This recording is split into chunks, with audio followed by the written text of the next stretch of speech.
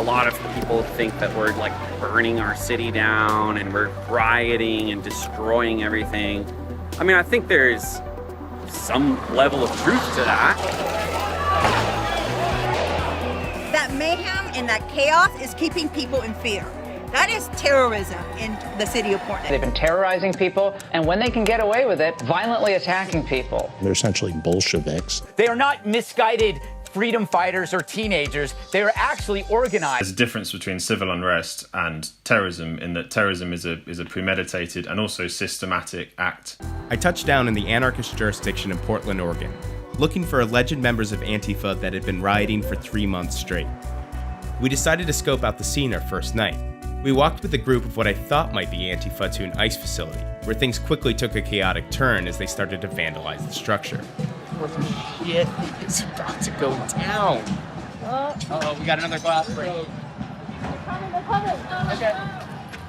I don't know where these cops came from, but they just pushed everybody back. Right now, it's just kind of a standstill. It's kind of like a face-off. How often does this happen? Every night? Every night, all fucking night. So this is happening every night. Different neighborhood, but every night. Are you out here all the time? Are you? Every night. Law enforcement and federal agents in the city have come under fire for their aggressive tactics used on protesters and mobs, often labeled Antifa. These groups dressed in black come geared up, prepared for direct confrontations with police. But how many of these people are Antifa? Who is Antifa? I don't know if I've ever even really spoken to one because nobody's just came up and identified themselves as, hey man, I'm from the Antifa squad or whatever. After 80 plus days of constant protesting, it's no surprise some folks here feel afraid. Undeterred, I showed up at the protest that evening, hoping to finally meet someone from Antifa. As we caught up with them, however, it looked like a totally different crowd. Gone were the tactical shields, and instead there were distinct leaders moving the group through a neighborhood. Folks, yes, I know Joe Biden fucking sucks, but vote please, but please, and please don't vote for Texas PATRIOT Act.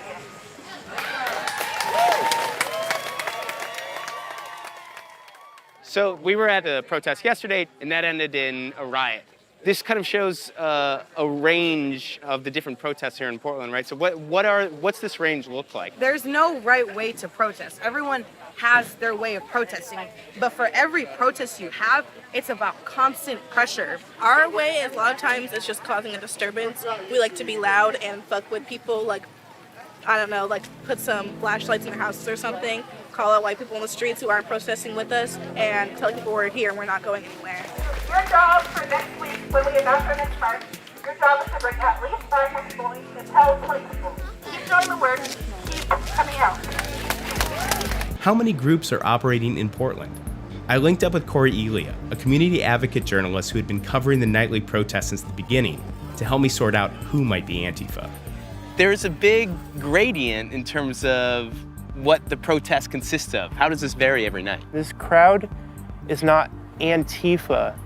It's a crowd of about a half dozen to maybe a dozen different organization groups. The reality in Portland is that there are many small groups that organize across a decentralized network of loose collectives. Nobody is really in charge, but all the groups promote and talk to each other. And every single one of them seems to have a slightly different message. Some are about reform, some are about complete abolishment of the current system. Just people wanting to protest. And yes, there are certain individuals usually coming out and looking to just destroy stuff. And then like there are direct action nights where you will see just people all in black showing up to occupy public spaces, be loud, throw basically what looks like a block party, and on the edge of it there's some vandalism going on and stuff like that. I mean, that's probably one thing you're gonna see. I don't know where Irving Park Assembly tonight's going, but if they end up going to one of the precincts, you might see that. Out of your homes and into the streets! As Corey predicted, the assembly of protesters at Irving Park made their way through the rain to the North Police Precinct. If this group of protesters in tactical gear was Antifa,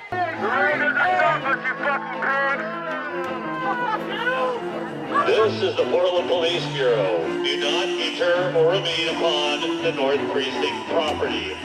He's just got on the loudspeaker and asked people to stop throwing projectiles and and shining lasers, which it sounds like a parent trying to get their kid to stop doing something.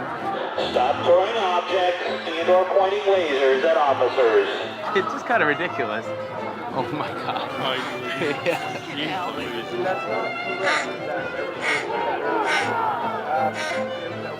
All right, so we've been standing out here for about 2 hours in a bit of a standoff, and now we've had a recycling bin on fire.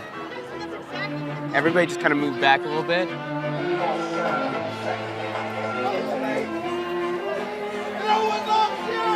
I'm sure you've watched the news. If you run into somebody who's only been observing that echo chamber, what do you tell them about this situation going on here? They're not centralized. They're just a giant mess of people, mass, and it usually ends up being somewhat of a mess. We got one of those scooters for rent. One of the more interesting things I see from the alt-right conservative medias is anybody at these protests that shows up, if they're wearing mostly black or all black, regardless if they're black bloc or participating in that way or anything, they're instantly labeled as Antifa. This protest was declared a riot less than an hour later. After 3 days of searching, I realized the oldest active Antifa group in the country, Rose City Antifa, actually had an email address. What is Antifa? Means being an anti-fascist. Maybe they coordinate with other people or organize. It could also just be part of a person's broader political stances, but it doesn't necessarily connote a organizational relationship. Tell me a little bit about the work you do. We collect information over long periods of time to provide relevant information and useful information to the community that's trying to keep themselves safe from fascist organizing and fascist violence. So that means doxing people at times.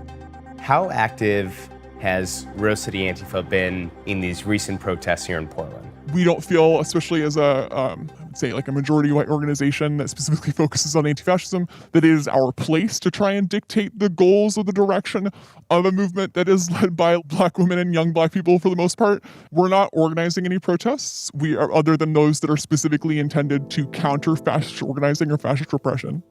While we were in Portland, Rose City Antifa published an article exposing the extreme right-wing connections to organizers that were holding a rally our last day.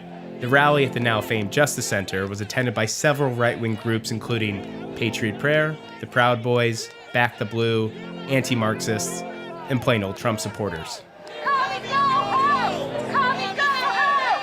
These right-wing groups were flanked by an equally diverse coalition of left-wing groups: Democratic Socialists, BLM, anarchists, anti-fascists, and maybe some Joe Biden Democrats. Get on the side of justice, not on the side of nationalism. Oh, you go home. This is where I live. What the fuck, man?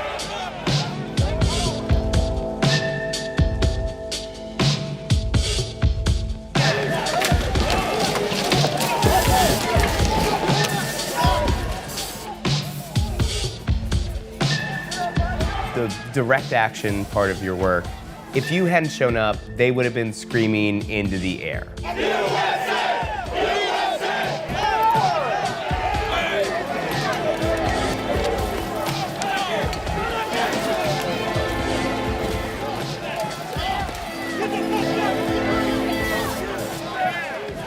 I do not want this to happen in Portland, but I am not going to let them get away with this kind of stuff. Where am I going to go? Where are you going to go? Where are your children going to go? When that kind of stuff continues and this system breaks down, I don't support BLM. I do support Black Lives. Black Lives Matter? No. They are a Marxist, communist organization. Mark my words. Do you think the news reports that I receive across the country are as bad as things are actually here? Yes, they are that bad. Now, is the entire city of Portland? No. But that mayhem and that craziness and that chaos is keeping people in fear. I'm trying to settle the chaos here. It's just so ridiculous. Holy fuck, people just throwing shit back and forth at each other. I just got hit with a rock. I think somebody got hit with a pipe bomb. There was a loud explosion. They carried him away. It looks like some sort of explosive with marbles inside of it. Shit. That's shit. It's real boss. This sucks, man. This is such fucking bullshit. On both sides. Like, it's just dumb. Fucking media's eating this shit up. So a lot of people who come to these nightly protests, and the ones that have turned violent, doesn't it get complicated when you're so anonymous that you can't say, wait a minute, not all these people are Antifa, they're not all with me, because they get grouped in with everybody because they're wearing block, right? The point of block is to protect your identity, be able to blend in with the crowd, and be able to function both autonomously and collectively with other folks who are there trying to reach the same goals, right? You want to stop fascists from organizing using whatever tactics are most effective. It's one of the main ways that you can be on the front lines, exert that kind of consistent pressure, and be opposed directly, and be able to have people there saying, that's fucked up, we don't agree, and those folks should get the fuck out of here. All right, so behind me is the remnants of what's left of this. We're now across the street in this park. The two groups, they essentially kind of battled it out and then chased the Blue Lives Matter Patriot Prayer group down the street and around the corner. So now we're back here, and the Black Lives Matter Liberal Coalition is taunting the police now, and there's some elements of the more conservative delegation over there. It's very hard to talk about who these groups are because they're so loose. There's so many different groups here. You got the anarchists, Antifa, Black Lives Matter, Joe Biden Democrats, who the fuck knows? Yes, the decentralized nature of direct action within a black bloc can be frightening. There's no clear leadership, no singular vision. It creates a space for extremists to engage in violence. But the heart of anti-fascist ideology is to fight against white supremacist groups that the Department of Homeland Security has called the most persistent and lethal domestic terror threat to the country. And that's something we should really be afraid of.